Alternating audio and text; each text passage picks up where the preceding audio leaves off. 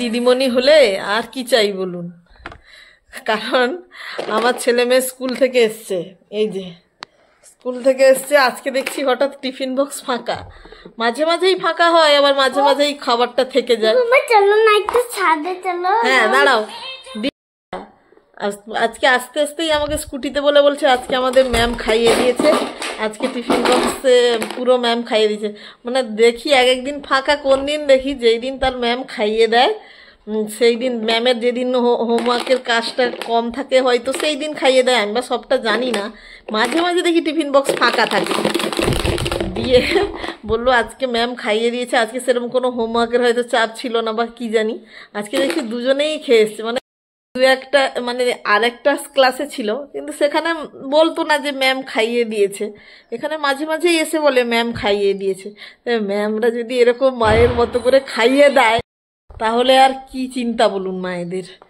Ma'am মাঝে মাঝে যখন এসে বলে না ম্যাম খাইয়ে দিয়েছে, আমার খুব ভালো লাগে।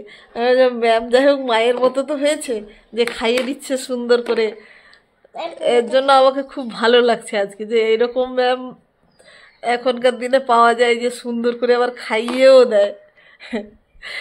খাইয়ে দেওয়ার পিছনে তো আমাকেই অভুক্ত থাকতে হলো, কারণ আমি স্কুল থেকে ছেড়ে দিয়ে এসে আজদের যখন সকালে আজকে চাউমিন করে দিয়েছি, আমি বললাম এই তো কোনো কোনো দিন চাউমিন দিই, যেরকম দিই দু এক চামচ কোনো রকম খুঁটে খুঁটে খায় আর এতটা করেই ঘুরে আসে।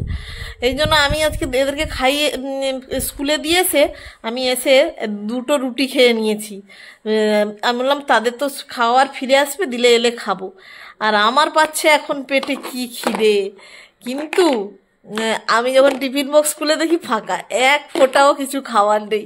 মানে এদিকে আমার পেট খালি, সেদিকে তাদের পেট ভরা, মানে তাদের পেট ভরার জন্য ক্রেডিট যাচ্ছে ম্যামের কাছে। হ্যাঁ তো কি,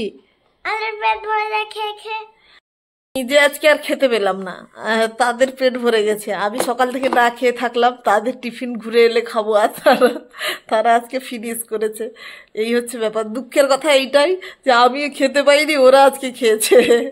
কিন্তু আমার আনন্দের কথা এটা, ওরা আজকে টিফিন বক্স ফিনিশ করেছে। পড়াশোনা তো করাবে, তার সঙ্গে সঙ্গে দেখুন সবটা যে দেখে দিচ্ছে, এর জন্য আমার অনেক ভালো লাগছে।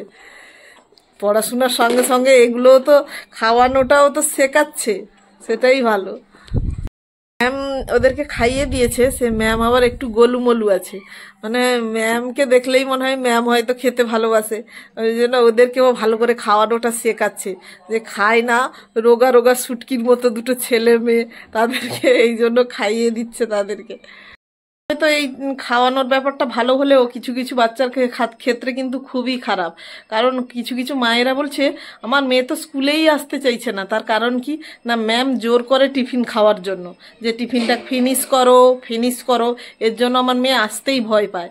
যারা যে বাচ্চা হয়তো খেতে ভালোবাসে তারা খেয়েই নেয়, আর আমাদের ঘরেও খাইয়ে দিচ্ছে বলে আমি খুশি হচ্ছি। আর কিছু কিছু বাচ্চা ভীষণ ভয়ও পাচ্ছে এর কারণে, বলছে ম্যাম না খেতে পারলে আমাকে চাপ দিয়ে খাওয়ায়, খেয়ে নাও, ফিনিশ করো ফিনিশ করো। মানে কারুর ভয় লাগছে, কারুর আনন্দ লাগছে। স্কুলে আসতে চায় না মানুষ পড়ার ভয়ে, এখন আবার খাওয়ার ভয়েও মানুষ আসতে চাইছে না স্কুলে।